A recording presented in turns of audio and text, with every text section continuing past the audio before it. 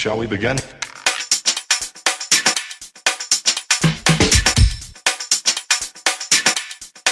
Let's begin now. Do you think that looks like, and how realistic do you think it is to present that to a kid? I think it's very, very realistic. I mean, I think you start, say, what age are you? What's your ultimate goal? Is it just to play college golf? Is it to play D1 college golf? Is it to play PGA Tour? And they all say PGA Tour when they're young, right? But it's like, okay, here's what you have to be doing. Here's what you have to be doing by 18 years old. Here's what you have to be doing by 21 years old, 22 years old. Start now. And I think the good thing is that, A, it gives them very clear goals, very, very clear goals, but B, it shows them they've got to develop their whole game. You can't sit there and just be banging tee shots. You're not going to get there if you suddenly go, oh, there's 6 or 7 key areas. I've got to develop all of them, and I've got lots of time, but I need to develop all of them.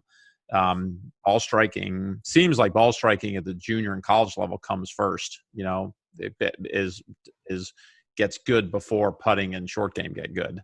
Right. Okay. So the ball striking gets to a standard that is. Yeah, ball striking gets to a pretty good standard, definitely by college golf. I mean, college golf technically, and it's partially course setup and pin positions and things like that, but college golfer has more opportunities than tour players. In other words, they put themselves in position. They're able to get in position to make birdie more often than a tour player is, but tour players convert at a much higher rate.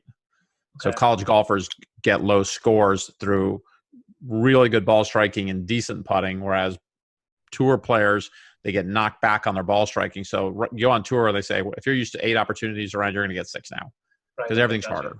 Yeah. Right. Pins are harder. Rough is harder. Courses are longer. Courses are 200-300 yards longer.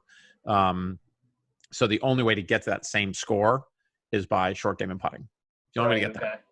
Right. So there's a big, huge change in how you create that score from college to pro golf. That's right? probably, and if you're not ready for that, then you're screwed. And that's probably why the guys who dominate college golf can seemingly make the transition a little bit easier, because when their scores are adjusted for tour golf, it's still good enough to compete. Yeah. You know what I mean?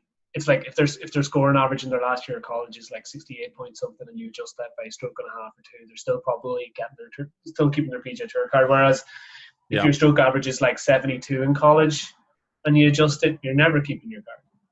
Never. Well, it also might explain why you get some very high-end college golfers who are shooting very low scores that never make it on tour, not a day on tour, and you get some who go out and win very quickly or keep their cards and have a very long career. And maybe it's part of it might be the composition of how they create that score.